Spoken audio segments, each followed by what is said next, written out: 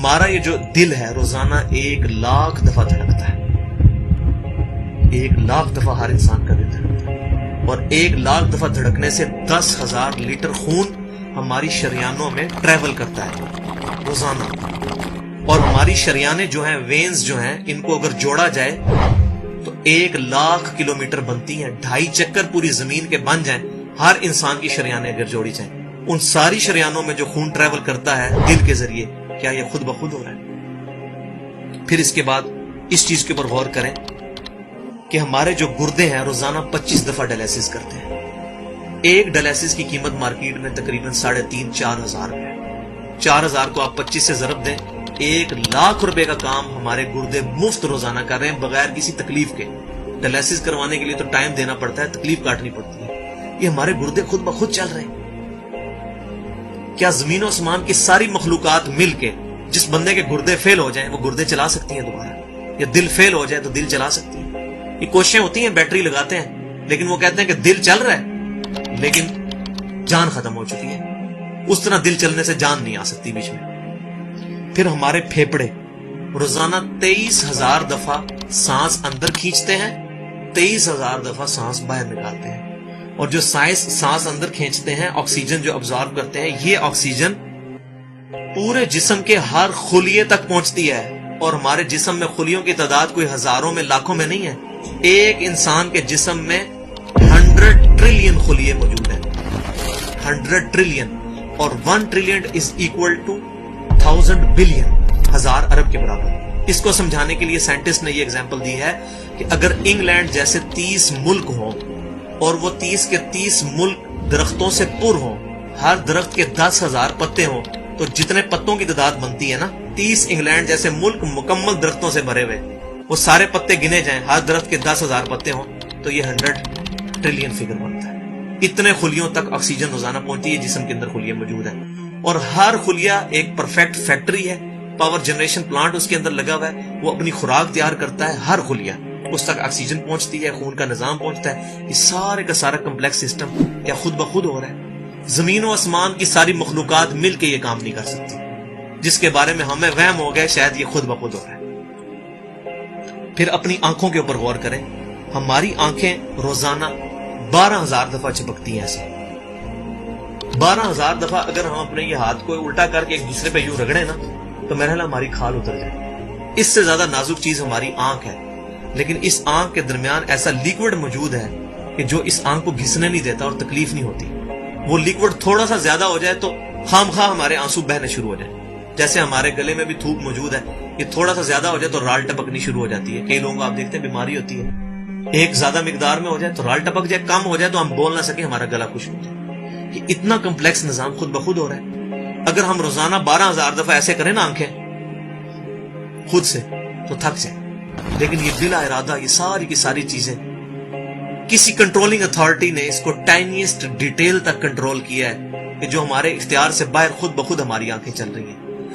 جب کوئی خطرہ سامنے آتا ہے، اندھیری چلتی ہے، نہ چاہتے ہوئے خود بخود ہماری آنکھیں یوں بند ہو جاتی ہیں. پھر اس کے اوپر پلکوں کے اوپر بال ہیں، اور نہ صرف یہ بال، اپنے ناخنوں پر غور کریں. گوشت میں سے ناخن نکل رہے ہیں. یار گوشت کے اندر کون سا مٹیریل ہے جو یہ ناخن باہر نکال رہا ہے؟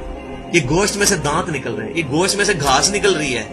یہ دیکھیں گھاس، یہ بال نکل رہے ہیں. جو بندہ پاگل ہو جاتا ہے، یار گوشت میں سے اتنی مشکل چیزیں کیسے نکل رہی ہیں؟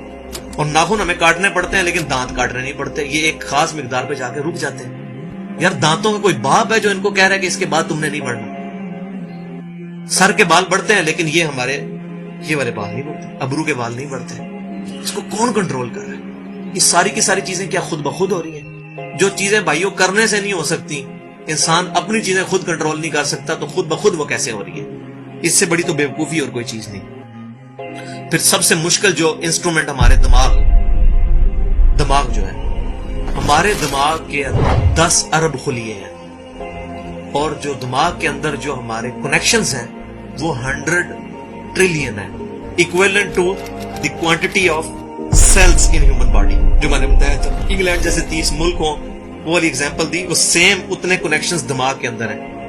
ہمارے دماغ کے اندر 1 منٹ کے اندر 10 لاکھ چین ریئیکشنز ہوتے ہیں جن کی وجہ سے دماغ کام کرتا ہے. ایک کنیکشن بھی ان 100 ट्रिलियन कनेक्शन में से डिस्टर्ब हो जाए, हमारा दिमाग काम नहीं कर सकता। इतनी टाइनीस्ट डिटेल तक दिमाग को जो कंट्रोल किया है, ये क्या दिमाग खुद ब खुद अपने आप को कंट्रोल कर रहा है? जमीन और आसमान की सारी मखलूकात मिल के एक बंदे का दिमाग नहीं चला सकती अगर उसका दिमाग खराब हो जाए या कनेक्शन डिस्टर्ब हो जाए। ये अक्सर लोगों को ऐसा मसला होता है कि कहते हैं जी खून आ गया इसको और ये दिमाग जो है इसकी शरीयान फट गई, ये हो गया। तो ये जो 10 लाख पर मिनट रिएक्शंस हो रहे हैं, इनकी वजह से हमारे पूरे जिस्म का जो निजाम चल रहा है, हमारे सूंघने की हिस्स, हमारे चखने की हिस्स, हमारी देखने की हिस्स, बाकी सारे नर्व्स का सिस्टम जो है ये दिमाग कंट्रोल करता है इन्हीं रिएक्शंस के थ्रू। फिर इंसान अपनी रिप्रोडक्शन पर गौर करे कि इंसान पैदा किससे हुआ है? मनी के एक कतरे से। मनी के एक कतरे के अंदर 1 करोड़ 20 लाख स्पर्म्स मौजूद होते हैं। हर मनी के कतरे में इतनी ताकत मौजूद है कि 1 करोड़ 20 लाख इंसान उसमें से पैदा हो सकते हैं एक कतरे में से। और उन 1 करोड़ 20 लाख स्पर्म में से सिर्फ एक स्पर्म जो है वो गाइड होता है। वो एक पूरी स्टोरी है, अगर मैं सुनाऊं उसके लिए घंटों चाहिए। और वो जाके जो मदर की ओवरी जो है उसको जाके फर्टाइल करता है और वहां प्रेगनेंसी ठहरती है और बच्चा बनना शुरू हो जाता है।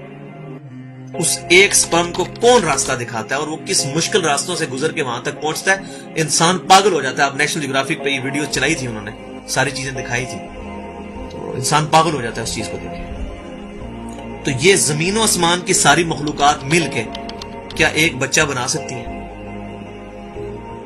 पागल हैं सब के सब लोग, परेशान हो जाते हैं कि मनी के एक कतरे से इतना बड़ा इंसान कैसे बन जाता है।